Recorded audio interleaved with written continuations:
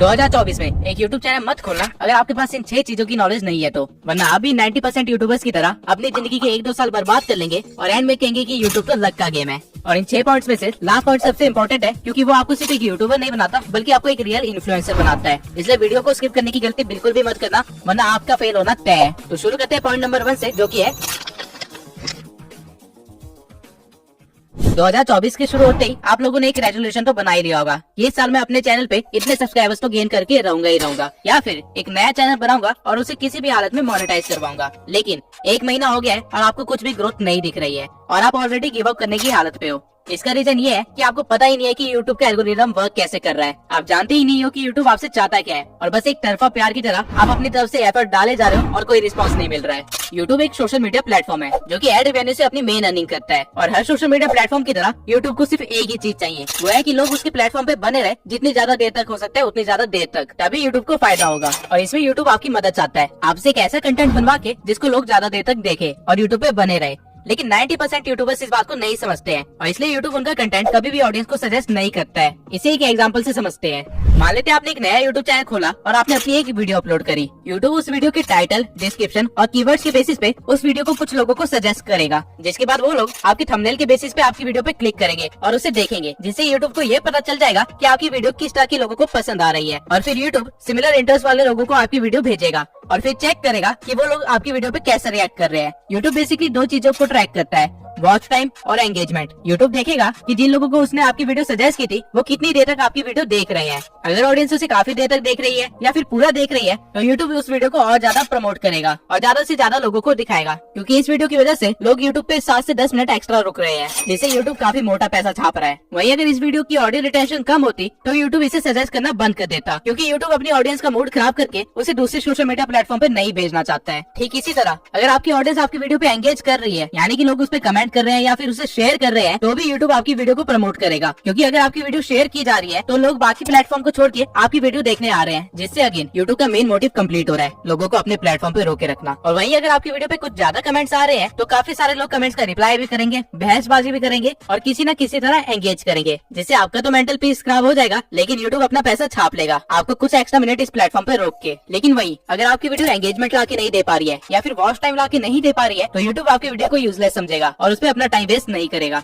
अब आधे से ज्यादा लोग इस चीज को नहीं समझ पाते हैं और वो लगातार यूट्यूब पे अपना कंटेंट डालते रहते हैं, जिसकी वजह से वो ग्रो ही नहीं कर पाते। आपको एक चीज को समझने की जरूरत है कि यूट्यूब आपसे आपकी वीडियोस नहीं चाहता है, वो आपसे आपका वॉच टाइम और एंगेजमेंट चाहता है। और ये चीजें कैसे लानी है, आपको एक चीज पे ज्यादा फोकस करना चाहिए। और एक और बहुत इंपॉर्टेंट चीज, एल्गोरिदम टाइम के साथ चेंज होता रहता है। 2014 में जब यूट्यूब पे ज्यादा क्रिएटर्स नहीं थे, जब डजंट मैटर कि आप किस तरह की वीडियो बना रहे हैं, अगर आप ज्यादा वीडियोस डाल पा रहे हैं तो आपका वायरल होना कंफर्म था, क्योंकि उस टाइम पे यूट्यूब का ऑडियंस को अपने प्लेटफॉर्म पे लेके आना था, जो कि रेडियो या टीवी में घुसे रहते थे। यूट्यूब उनको अपने प्लेटफॉर्म में फंसाना चाहता था, इसलिए उस टाइम पे जितनी ज्यादा वीडियोस होती थी उतनी ज्यादा वेरायटी होती थी और उतनी ज्यादा लोग अट्रैक्ट होते थे। लेकिन 2018 में जब क्रिएटर्स काफी ज्यादा हो गए थे, तब यूट्यूब अपनी ऑडियंस को बुला नहीं रहा था, बल्कि जो ऑडियंस उसके पास है उनको सस्टेन कर रहा था। इसलिए उस टाइम पे यूट्यूब ने लंबी वीडियोस को प्रमोट करना स्टार्ट कर दिया था। अगर आप उस टाइम पे कुछ 1 घंटे की वीडियो या फिर 30 मिनट की वीडियोस बनाते तो आपकी वायरल होने के 90% चांसेस ज्यादा थे। और इसके बाद 2020 में एक और चेंज आता है, जब टिकटॉक और रील्स का जमाना स्टार्ट हो जाता है। अब लोगों को लंबी वीडियो नहीं देखनी थी, बल्कि उनको जल्दी जल्दी वीडियोस देखनी थी, और इसलिए यूट्यूब ने शॉर्ट्स इंट्रोड्यूस किए। और इवन अभी भी यूट्यूब शॉर्ट्स को काफी ज्यादा प्रमोट कर रहा है, क्योंकि शॉर्ट्स देखते देखते कब 1-2 घंटे निकल जाए पता ही नहीं चलता। और यही तो यूट्यूब को चाहिए कि आप उसके प्लेटफॉर्म को छोड़ के जाओ ही ना। और एज ए यूट्यूब क्रिएटर अगर आप बिना एल्गोरिदम को समझे वीडियो अपलोड करना स्टार्ट करोगे तो आपका फेल होना गारंटीड है। लेकिन क्या एल्गोरिदम एक लौता फैक्टर है जो कि आपके फेल होने का रीजन हो सकता है? नहीं। अगर आप अभी तक इस भ्रम में जी रहे हैं कि आप रोज वीडियो डालेंगे और आपकी कोई ना कोई वीडियो तो वायरल हो ही जाएगी, तो आप बहुत ही जल्दी अपनी मेहनत और टाइम बर्बाद करके क्विट करने वाले हैं, क्योंकि आपको ये चीज को समझने की बहुत ही ज्यादा जरूरत है कि क्वालिटी ओवर पावर्स क्वांटिटी। अगर आप 2 चैनल्स खोलते हैं जिनमें से आप एक चैनल पे साल में सिर्फ 4 क्वालिटी वीडियोस बनाते हैं और वही दूसरे चैनल पे साल में 365 वीडियोस बनाते हैं, लेकिन सारे वीडियोस बिलो एवरेज है, तो वो जो 4 वीडियोस वाला चैनल है वो मिलियन सब्सक्राइबर्स गेन कर चुका होगा। वही 365 वीडियोस वाला चैनल हो सकता है कि 10,000 सब्सक्राइबर्स भी गेन ना किए हो। रीजन बीइंग कि वो 4 वीडियोस की क्वालिटी 365 वीडियोस से भी ज्यादा है। और यही रीजन है कि डिकोडिंग वाईटी, मैं और कई सारे छोटे चैनल से इतनी जल्दी ग्रो कर पाए, वो भी इतनी कम वीडियोस में, क्योंकि ये चीज हमें पता थी। अगर आपको क्वालिटी कंटेंट बनाने में 1 महीना लगता है तो कोई बात नहीं, लेकिन बिलो एवरेज कुछ भी मत दिखाइए, क्योंकि अभी यूट्यूब पे ऑप्शंस की भरमार है। अगर ऑडियंस को आपकी वीडियो पसंद नहीं आई तो वो किसी और के चैनल पे जाके उसकी वीडियोस देख लेंगे, और यूट्यूब ये चीज देखेगा तो यूट्यूब उसके चैनल को प्रमोट करेगा। वही अगर ऑडियंस को आपकी वीडियो पसंद आ गई तो आप आपकी वीडियोस के लिए वेट किया करेंगे और यूट्यूब इस चीज को भी देखेगा और फिर वो आपके चैनल को भी प्रमोट करेगा। लेकिन वीडियोस की क्वालिटी बढ़ाए कैसे? तो वीडियोस की क्वालिटी बढ़ाने के लिए आपको कोई महंगे गैजेट्स की जरूरत नहीं है, बल्कि आपको सही टेक्निक्स की जरूरत है, जिससे कि आप सही स्क्रिप्टिंग, वॉइस ओवर और एडिटिंग कर पाओ। अब और भी कई सारे फैक्टर्स होते हैं जो कि क्वालिटी कंटेंट बनाने के लिए इंपॉर्टेंट होते हैं, लेकिन ये 3 चीजें बेसिक है। और अगर आपको इसको अच्छा करना है तो आप मेरी how to grow on YouTube playlist देख सकते हैं, जहाँ पे मैंने हर एक पॉइंट को अच्छे से डिटेल में एक्सप्लेन किया हुआ है। और जब आप ये प्लेलिस्ट देख के ग्रो हो जाएंगे तब आपको रियलाइज होगा कि आप वो सारी गलतियां करने से बच गए जो कि हमने सालों तक की थी। लेकिन सिर्फ क्वालिटी कंटेंट और एल्गोरिदम को समझने से आप अपने चैनल को फेल होने से नहीं बचा सकते हैं, क्योंकि यूट्यूब अगर आपकी वीडियो ऑडियंस तक पहुंचाएगा ही नहीं, उसे इंप्रेशंस देगा ही नहीं, तो वीडियो का आप क्या ही करोगे।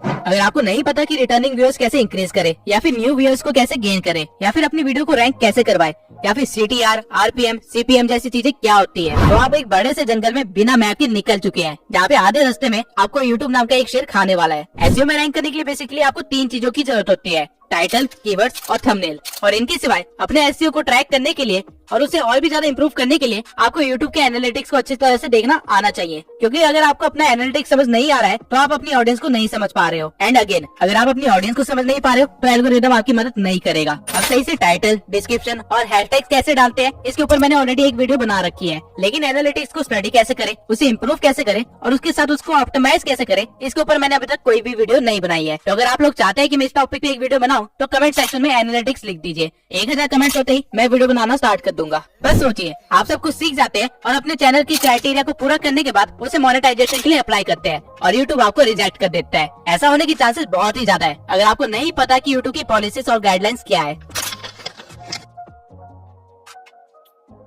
यूट्यूब की नई पॉलिसी के अकॉर्डिंग आप अपने चैनल को 500 सब्सक्राइबर्स और 3000 वॉच आवर्स से भी मोनेटाइज करवा सकते हैं, या फिर शॉर्ट्स के 3 मिलियन व्यूज से भी। ये क्राइटेरिया पहले 1000 सब्सक्राइबर्स और 4000 घंटे का था और 10 मिलियन शॉर्ट्स के व्यूज। लेकिन यहाँ पे यूट्यूब एक गेम खेल रहा है। आप अगर 500 सब्सक्राइबर्स के साथ अपने चैनल को मोनेटाइज करवाते हैं तो आपको एड रेवेन्यू नहीं मिलेगा, बल्कि आपको सुपर चैट, मेंबरशिप और मर्चेंडाइज का ऑप्शन मिलेगा, जिनसे की काफी कम अर्निंग होती है। आपको एड रेवेन्यू नहीं मिलेगा, जो कि हमारा मेन सोर्स ऑफ इनकम होता है। लेकिन यूट्यूब ने ऐसा क्यों किया? अपने क्रिएटर्स को बचाने के लिए। यूट्यूब आप पे मेहरबान नहीं हो रहा है, बल्कि टिकटॉक ने अपना क्राइटेरिया लो कर दिया था, इसलिए यूट्यूब को भी लो करना पड़ा, ताकि उसके क्रिएटर्स यूट्यूब को छोड़ के टिकटॉक पे ना भागे। और अगर आपको लग रहा है कि आप सिर्फ शॉर्ट्स बना के वायरल हो जाओगे और अपने यूट्यूब चैनल को मोनेटाइज करवा लोगे, तो let me tell you one thing, shorts पे अर्निंग ना के बराबर है, अंटिल आपके हर शॉर्ट्स मिलियन व्यूज के ऊपर ना जा रहे हो। बल्कि एक शॉर्ट को वायरल करने से ज्यादा आसान एक लॉन्ग फॉर्म कंटेंट को वायरल करना है। लेकिन यूट्यूब ने आपके दिमाग में इसकी टोटली अपोजिट चीज भर दी है, जिसकी वजह से आप काफी ज्यादा टाइम और मेहनत बर्बाद करने वाले हैं। अगर आपको सिर्फ वायरल होना है तो शॉर्ट्स आपके लिए सही चीज है, लेकिन आप अगर यूट्यूब पे एक करियर बनाना चाहते हैं और यहाँ से अर्निंग करना आपका मेन गोल है, तो आपके लिए शॉर्ट्स सही चीज नहीं है।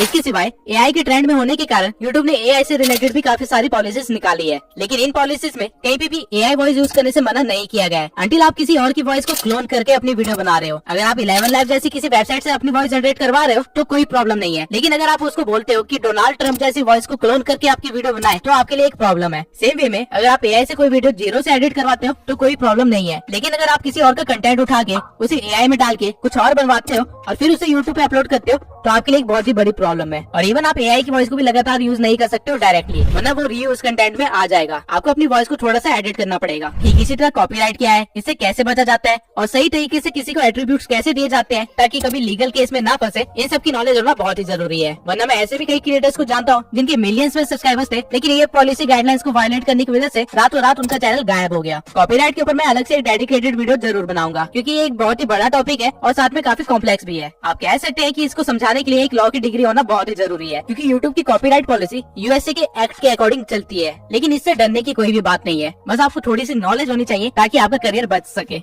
अब ऐसे भी कई सारे चैनल्स हैं जिन्होंने इन सब चीजों का ध्यान रखा था, लेकिन आज उनकी हालत एक नए यूट्यूबर से भी बेकार हो रखी है। लेकिन ऐसा कैसे हुआ? यूट्यूब एक रियल बिजनेस है और हर बिजनेस की तरह यहाँ पे भी कंपटीशन है, और अगर आप अपने कंपटीशन को नहीं भाप पाए तो आपका कंपटीशन आपको खत्म कर देगा। और कुछ ऐसा ही हुआ है जुन्नू की टैग और फैक्ट टैग के साथ। और ये प्रॉब्लम आपको सिर्फ तब नहीं आएगी जब आप ग्रो कर चुके होगे, बल्कि आप जब ग्रो करने की कोशिश कर रहे होगे तब आपको रियलाइज होगा कि आपसे बेहतर चैनल्स आपके बिल्कुल बगल में ही खड़े हैं और आपसे कम्पीट कर रहे हैं। और अगर आपको उनको पीछे छोड़ना है तो आपको कुछ ऐसा करना पड़ेगा जो कि कोई और नहीं कर रहा है, वरना आप भी उन 90% यूट्यूबर्स की तरह इस कंपटीशन में दब के खत्म हो जाओगे। अब अगर आप सोच रहे हैं कि मैं नीश ही ऐसे सिलेक्ट करूंगा जिसमें कंपटीशन ना के बराबर हो, तो आप बहुत ही गलत हो, क्योंकि ऐसी कोई भी नीश नहीं है जिसमें कंपटीशन ना हो। आप कुछ भी इमेजिन कर सकते हैं और जब आप सर्च करेंगे तो आपको उसमें कंपटीशन मिलेगा ही मिलेगा। तो कंपटीशन से बचे कैसे? इसका सिर्फ एक ही तरीका है कि आपको ट्रेंड के साथ चलना पड़ेगा, एडेप्टेशन करनी पड़ेगी और साथ में अपनी एक यूनिक आइडेंटिटी बिल्ड करनी पड़ेगी। इवन हमारी नीश में भी काफी सारे क्रिएटर्स 5 साल से भी पहले बैठे हुए हैं, लेकिन पिछले 1 साल में एक नया ट्रेंड आया है जिसकी वजह से इन बड़े क्रिएटर्स को भी मुश्किल का सामना करना पड़ रहा है। वो है एडिटिंग का ट्रेंड। ये सारे क्रिएटर्स अपनी फेस कैम वाली वीडियोस को हटा के अब एक व्हाइट बोर्ड पे आ गए हैं, जहाँ पे ये व्हाइट बोर्ड पे सारी चीजें एक्सप्लेन कर रहे होते हैं। लेकिन नए ट्रेंड में जहाँ एडिटिंग के थ्रू हर चीज को एक्सप्लेन किया जा रहा है, उसे ये अडेप्ट नहीं कर पाए, जिसकी वजह से छोटे चैनल्स भी इनसे ज्यादा व्यूज ले जा रहे हैं। और ठीक इसी तरह छोटे चैनल्स में भी कंपटीशन काफी ज्यादा बढ़ गया है, जहाँ पे ग्रो करने के लिए आपको कुछ यूनिक करना पड़ेगा। और वो कोई भी छोटी सी चीज हो सकती है, चाहे आपके बोलने का तरीका हो सकता है, आपकी स्क्रिप्टिंग का स्टाइल हो सकता है, या फिर मेरी तरह एक AI अवतार हो सकता है, लेकिन कुछ अलग जो कोई और ना कर रहा हो। अब अगर आप कंपटीशन से बच भी गए तो आपको वो करना है जो बड़े क्रिएटर्स मजबूरी में नहीं कर पाते हैं और छोटे क्रिएटर्स बिना किसी प्रॉब्लम के कर सकते हैं।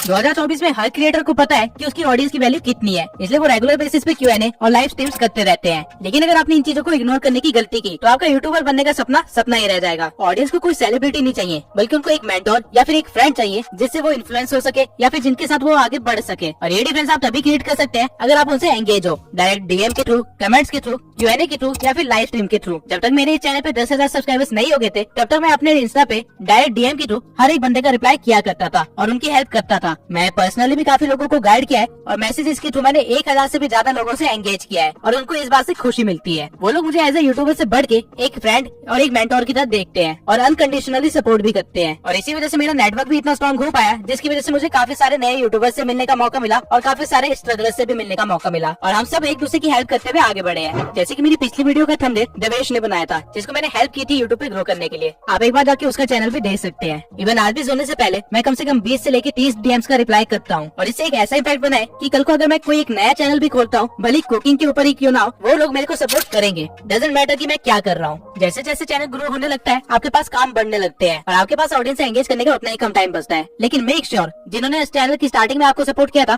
आप उनको एंड तक सपोर्ट करो, क्योंकि वो स्कूल फ्रेंड्स की तरह होते हैं। और क्योंकि आज मुझे मौका मिला है, तो मैं अमन पटेल के साथ साथ उन सभी सब्सक्राइबर्स को थैंक यू बोलना चाहता हूँ जो मेरे चैनल की स्टार्टिंग से लेके अभी तक मेरे साथ बने हुए हैं और इनको मैं एज अ ट्रू फैमिली मानता हूँ। अब आपको वो सारे 6 पॉइंट्स पता है जो आपको ध्यान में रखने चाहिए 2024 में एक यूट्यूब चैनल खोलने से पहले। और अगर आपने सोच लिया है कि आप एक यूट्यूबर बन के ही रहेंगे, तो मेरी इस प्लेलिस्ट को जरूर देखना। आप ऑलरेडी अपने कंपटीशन से काफी ज्यादा आगे बढ़ चुके होंगे। इसी के साथ इस वीडियो को खत्म करते हैं। मैं गिव अवे का विनर अगली वीडियो में अनाउंस करूंगा और अगली वीडियो Q&A होगी, जहाँ पे मैं यूट्यूब से रिलेटेड हर क्वेश्चन का आंसर दूंगा। तो कमेंट सेक्शन में अपने क्वेश्चन लिख दीजिए, क्योंकि अगली वीडियो में उसका आंसर मिलने वाला है।